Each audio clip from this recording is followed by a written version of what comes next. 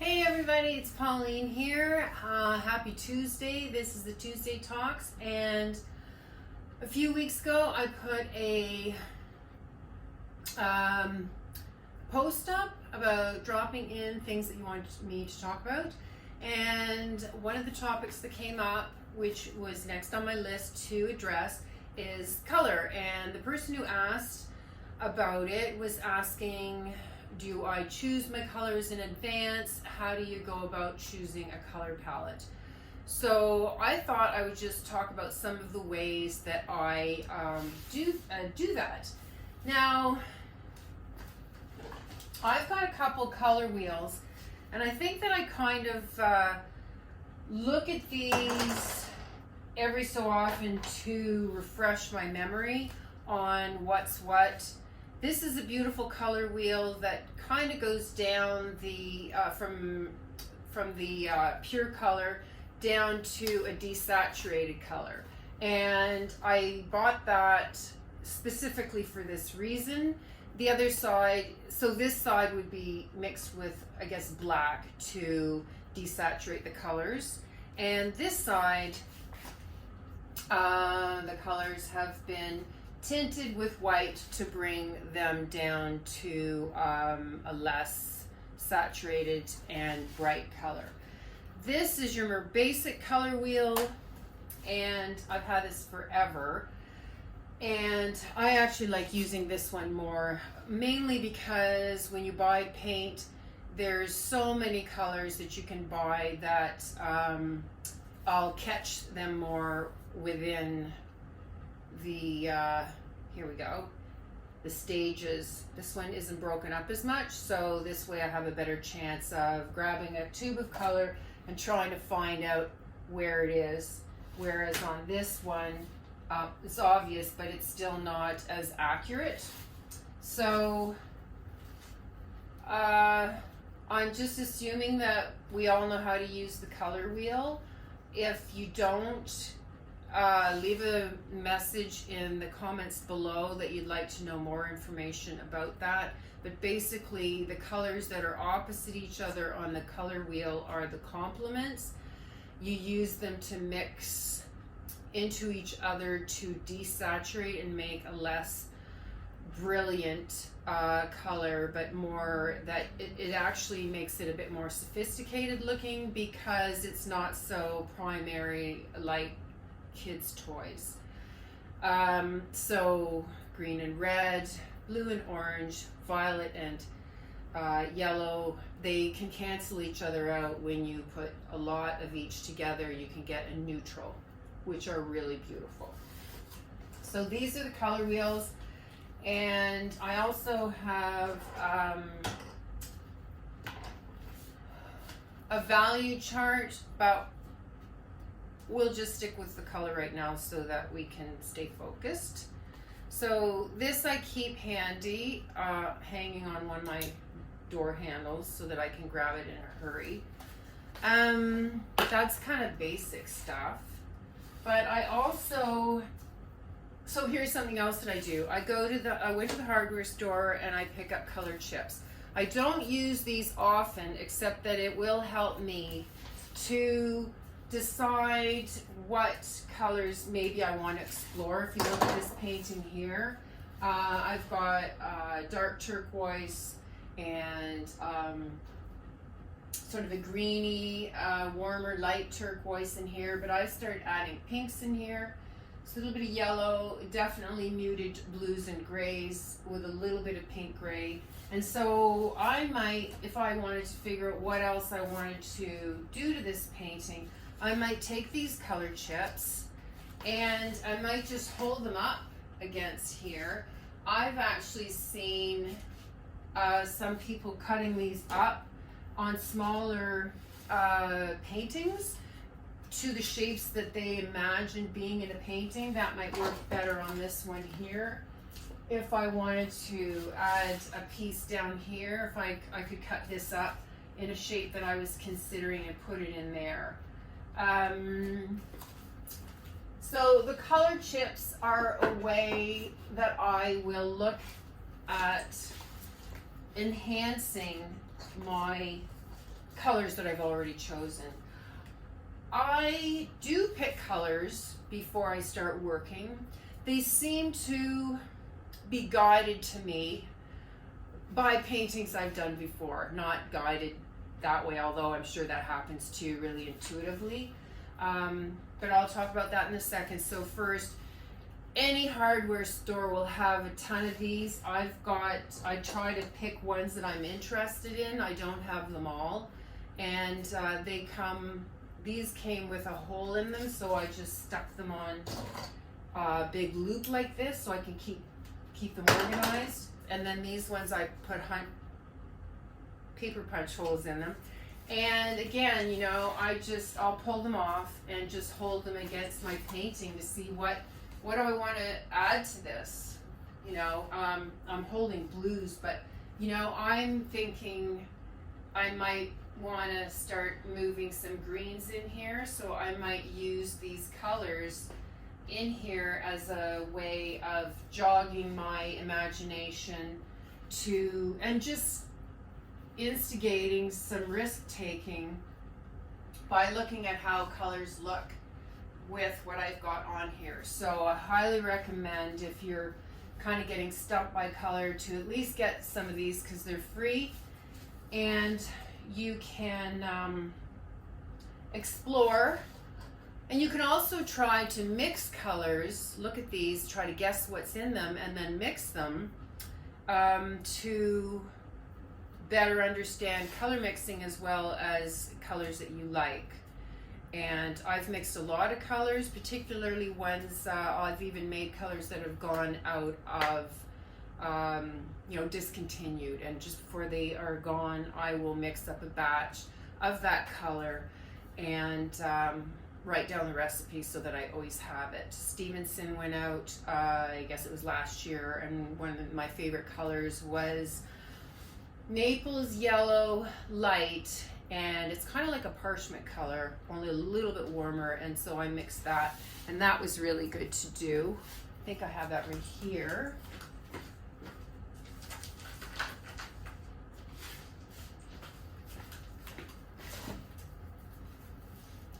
That was this color here, and so this was the color that ran out, and this is the one that I made, so they're pretty close. So you can do that, and you can do that with these cards just by trying to guess what's in them, and that will help you learn more about color and color mixing, and low risk, so not on your painting, but you can. I also, when I was a graphic designer, graphic designers use Pantone books, and so I kept mine. And these are, you know, just a gazillion colors, and they gradate. And I have a few of these, and they break down what the CMYK recipe is, which in the printing world, cyan, magenta, yellow, black, are colors that you mix together to get the other colors. And so anyway, these, you know, for a time, sometimes I'll look at these, or I'll pull them out and see what I like, which combinations look great together. Again, there's the pink and teal. I'm obviously gravitating toward that with this right now, so I'm getting a sense that I might like to have pink in this painting. I'm getting that sense because I keep on pulling that. So I do try to pay attention to my intuition on what it is that I'm gravitating towards. So there was the green and the pink, and we'll just see. I mean, I do have some pinks in here, so I also am thinking, what do I have below in these underpaintings. Another thing that you can do when you go to the hardware store, they do separate colors that look really good together for painting houses and inside and out, and so I collect those because I can get color ideas on how, and these are just basic colors because then you can make all sorts of combinations with these colors. This one here is green, a gray, and sort of a parchment color in here, or a cream, and so you can play around in the green family and the cream family and the gray family, and if you find something similar to that in here, you can start piggybacking those colors as well. You know, maybe these two.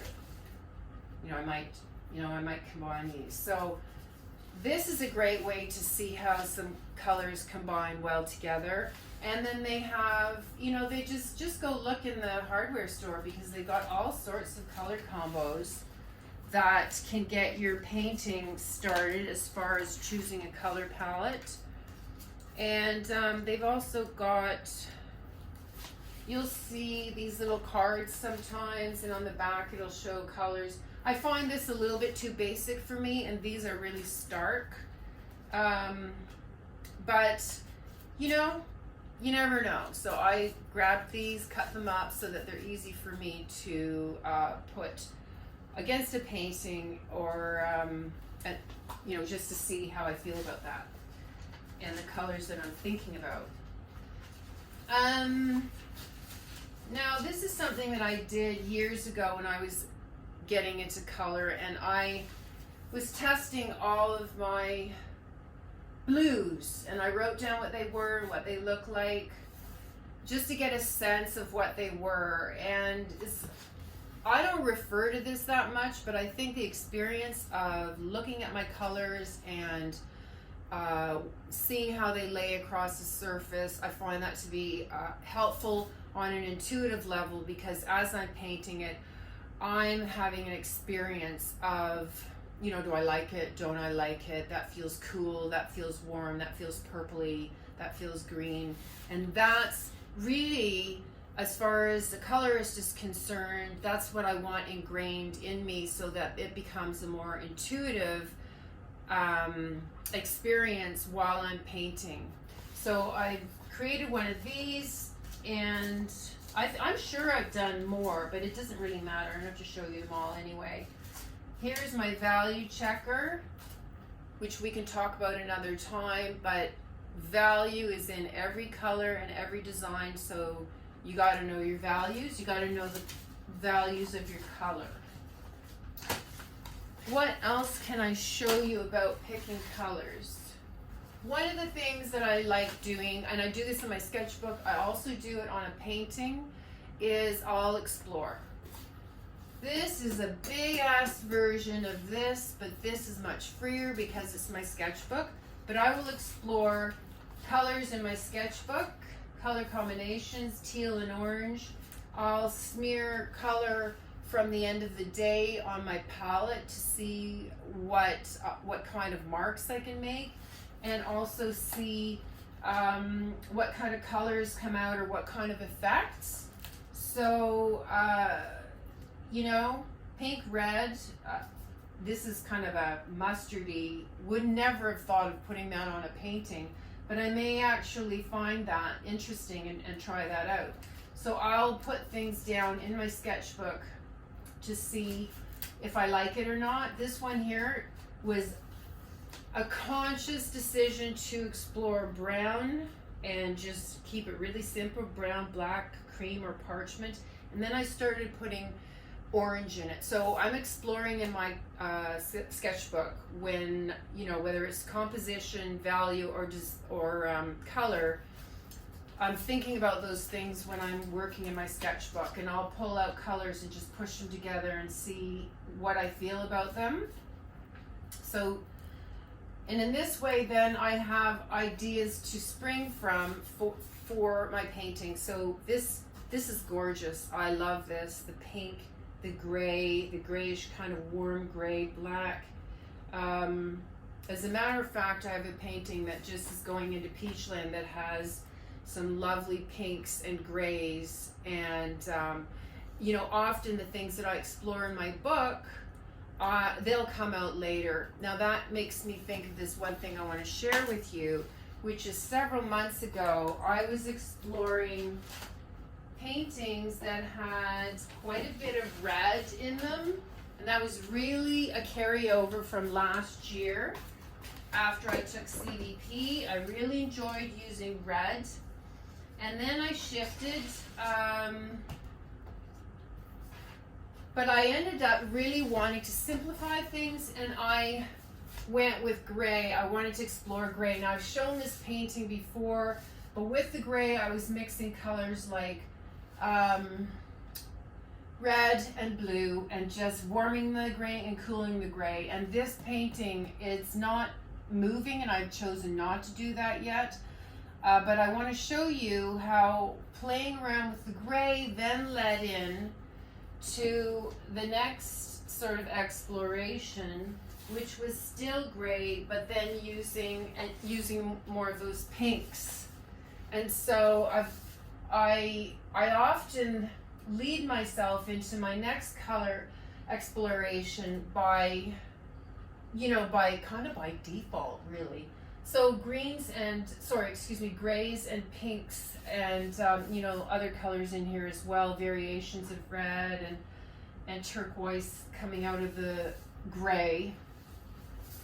And in this one here as well, exploring reds, grays, and now bringing in greens. So my color palettes, they kind of morph, and they morph from painting to painting, leading me into the next. So my gray is still in here, but I'm into the blue on this one.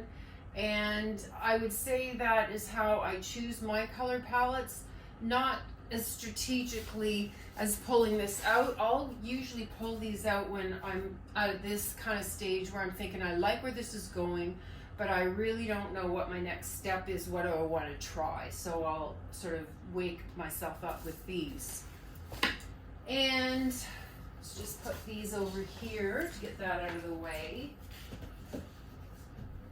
I've got this board that I did last year just by mixing the complementary colors together. And back then these were the pure colors, and then here's where I've mixed them. So I've taken a dark red, and I forget what this green is called. It's not my favorite green, but it looks like emerald anyway. And I mixed some green into this red and some red into this green, and that's where these colors came from. So I have this board of explorations of color. I don't refer to it lots, but it's a really great thing to do because the basics are, you've got to know the opposites, you've got to know the complementaries, and there are cool and warm versions of the colors. So my suggestion is use your paint and pay attention to what it looks like and what it feels like when it's going down. Does that red feel warm or does it feel cool? And that will help you then when you're choosing the complementary color to it, and you'll just learn so much quicker when you're thinking about what you're doing and how it feels, because you'll feel whether something feels warm or cool, and if you don't, you'll slowly learn that just by osmosis, and it starts to sink in, and your brain will process that information. I also have a color book. I mentioned a few weeks ago when I talked about all my books and journals and sketchbooks. So when I'm painting and if I discover colors, I will jot them down, and I'll just put a smear on the page, and I'll write down the company, the name of the color. If it's got a number, I'll write that down. And if I mix a color, this is a mixed color, I'll show that to you. And what I've done here is I've called this number 1, number 2, and so this here is 3, and it's 1 plus 2. And I've got the company name Golden and the name of the color. And I've done the same here. This is Amsterdam. This is Gold Ochre. And then this color here is 1 plus 2. I've got that in brackets. That's number 3, and I call it New. And I do the same for any color that I make. And I use the palette knife just so that I can keep the color pure. So I do this, and all the new ones I write down, and I write the recipe. That way I don't write how much, because I can figure that out and it doesn't matter anyway. So when I discover colors, I'll just record them. And these are based on paintings that I'm working on. So I can look at all of this and kind of figure that most of these are in the same painting, or they might even be in a painting that I'm working on that day. But I generally like to keep them together so that not only do I know what the color is or how I made it, but which ones I was finding that were working really well together. So this book is, I haven't used it as much as I want. I did some testing on blending these. This is the Zorn color palette, which is black, dark red, yellow ochre, and white. You can make gorgeous paintings with these 4 colors. And so I just wanted to explore those colors in here. And well, this is just more of this sort of thing. I discover color and then I want to write down what it is. And here I was working on a painting a while ago, and so I actually just pushed a whole bunch of colors together to see, did I like how they looked together before I kept going on a painting that had these colors in. And the same I did for these as well. And I write down, you know, this is parchment, and I use a marker for that. And in here I waited too long, or I scratched into it. So here I even have scratched into it to see what looks like when it's on paper, and just kind of how it looks disrupted. Okay, so that's my color book that I have to remember to get back into and record my colors. And one thing also that I like to do is, I've got a book that I simplify and I explore color compositions, and I started out by using a marker for that. It's not as easy to control because the caps don't look like the markers do. However, I started testing on a page back here to see what a color would look like so that I could control my choices more, because you think you're going to make a color choice and fill in, and then it doesn't even look like what the lid looks like, and then, you know, it's kind of hard to even design something when it didn't go the way you wanted, and I'll show you that in a minute. But this is just me exploring color and composition. So this one here, you know, a lot of dark. I probably thought this was going to be a lighter red, and it wasn't. So, and even the grays, purpley grays and cool grays, warm grays. And then I'll grab pencils. So I'm exploring my compositions, my colors, and value with these.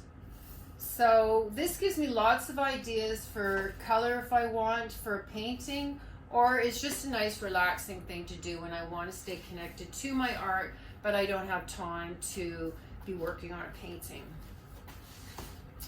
I just had a stack of paper here that I wanted to just pull out and look at. I did a number of small paintings in the spring, and I found colors there and I went with them. So I was using reds and things, but I didn't want a lot of red, and I ended up just exploring the grays and the neutrals, and I really love that. So some of my colors most of them come from my exploration. I'm really curious, and I really just want to be led by my curiosity, because my mind does go back into design, and I want to have a nice flip-flop back and forth, left brain, right brain, to explore my colors. So that came from that exploration. I pulled some colors from a jelly plate, and then I get some neat colors because, you know, on the back of this there's a red underneath, so I get to, you know, just try things out that way. I can find textures with my colors. Explorations. Just, I find with the jelly plate, I really don't want to think about it a lot. I think a lot, and so that kind of helps to show you those colors. Just trying colors out, and it just really helps me to cut loose a little bit and explore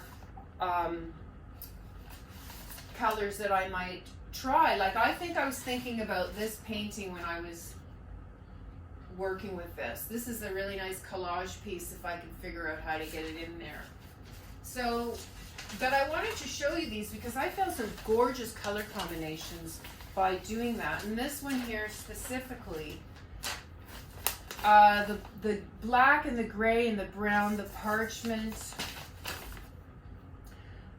yummy. So playing around gives me a lot of ideas about what I want to do, and if I get stuck, I have all this stuff here that I can just go to and shuffle the deck.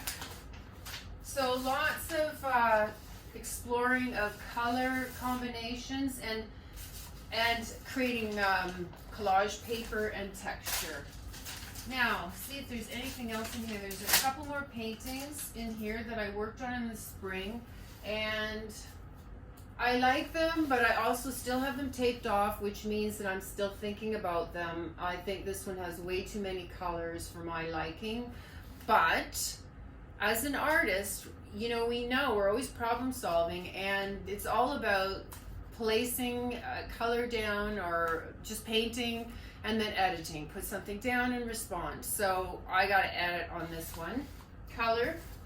But here, this was a nice exploration where I discovered again these gorgeous muted tones, light colors and soft colors with this really dark red here. And I also feel like this one still needs some pushing, but these small works on paper and working my sketchbook are ways that I continue to explore my color palettes.